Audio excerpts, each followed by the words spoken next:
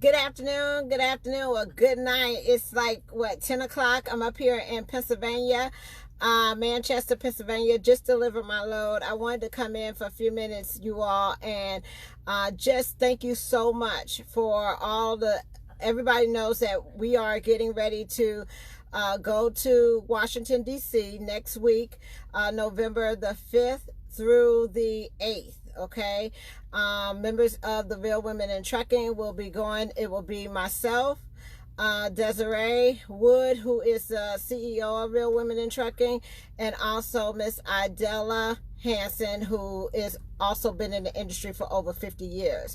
So I just wanted to come and thank everybody who donated to help make this trip happen. So we will be up there. Thank you so much. I think it was $2,500 raised that will pay for the hotels, the travel arrangements, and things like that. So we thank you so much for all the donations that you gave to help make this trip happen. So if you don't know, we are going to Washington, D.C. Hey, Darnell, we are going to Washington, D.C. To speak to the FMCSA, also some senators and also some Congress people about the mistreatment of females or women that get in the industry in the mega carriers. Okay, we have a lot of cases of sexual misconduct, sexual harassment, sexual misconduct, and also rape cases and things like that. So we want to try to make a difference so it will make a better training environment for when women enter the trucking industry.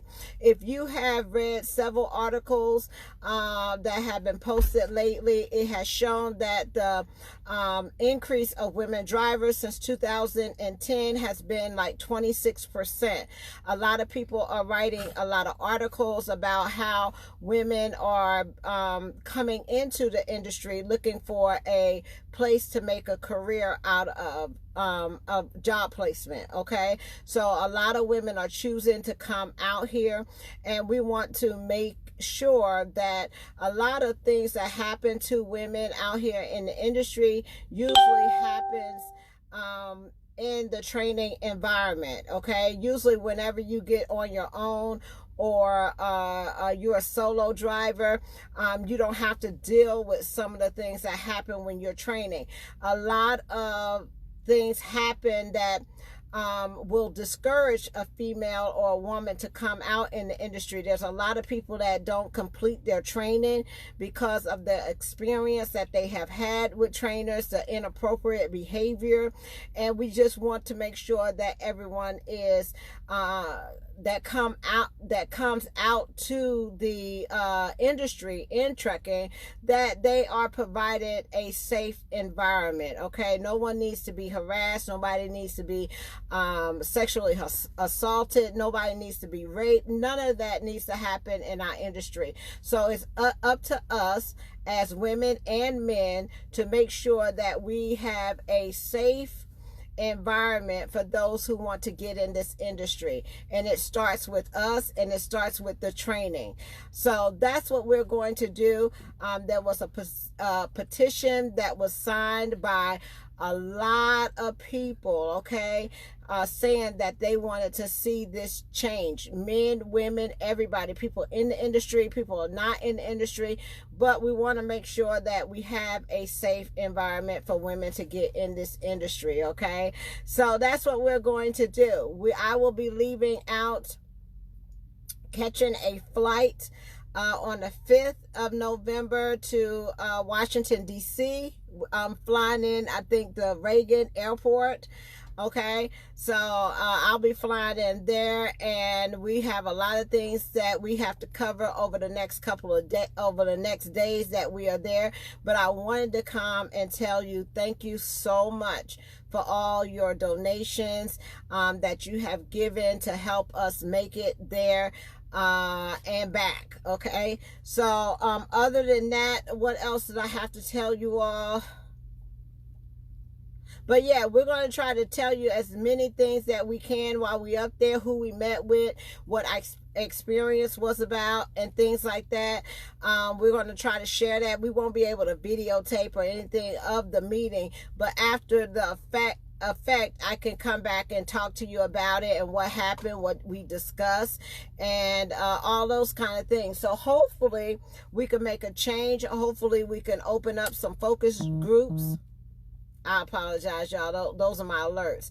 But hopefully we can open up some focus groups so that we can really make a difference in the industry to help protect the women that are coming to join us out here in this trucking career. Okay, other than that, y'all, happy Halloween. I forgot all about it was Halloween. I did get Ripley a costume. I didn't get a costume, but I did get Ripley one. Ripley, you want to show him your costume? Come on, Rip. He done, Lord have mercy, he done he not wearing it right. Ripley, come put your costume on so you can show everybody that you got a costume. He is a bumblebee, y'all. There you go. He a bumblebee. Say,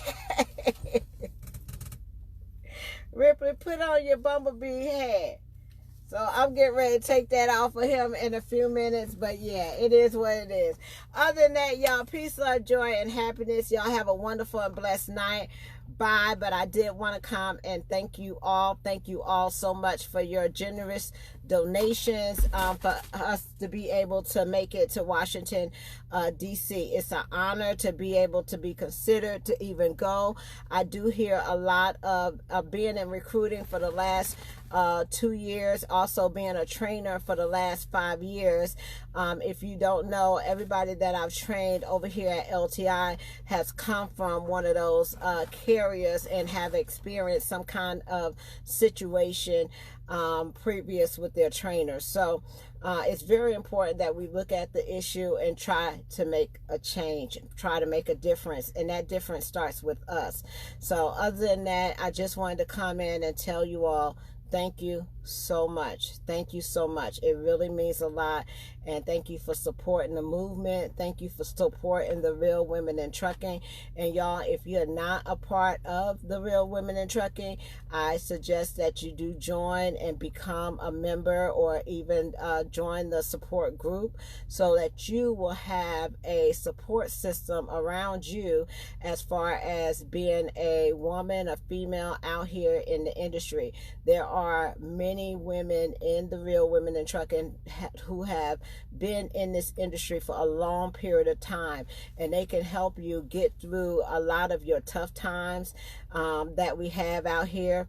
And they're just great inspirations to be around. I mean, they've been here. We have people that's been in here 30, 40, 50 years. Okay, so if you really want, they're company drivers, they're owner operators, they're people with their own authorities, there's people that have their own fleets, there's also lease drivers in there as well. So every spectrum of the industry. I mean, you have drive-in people, you have reefer drivers, you have flatbed women that drive trucks, you have tanker drivers in the group, oversized, but everything that you could think of, somebody in the Real Women in Trucking has either been through it, know what you're going through, and can be able to relate to you. So sometimes if you need somebody to talk to, if you have any questions, especially being out here on the road by yourself, it is a good networking community that you can be around to have support while you're out here in this industry. Okay, peace, love, joy, and happiness, and you all have a wonderful and blessed night. Bye.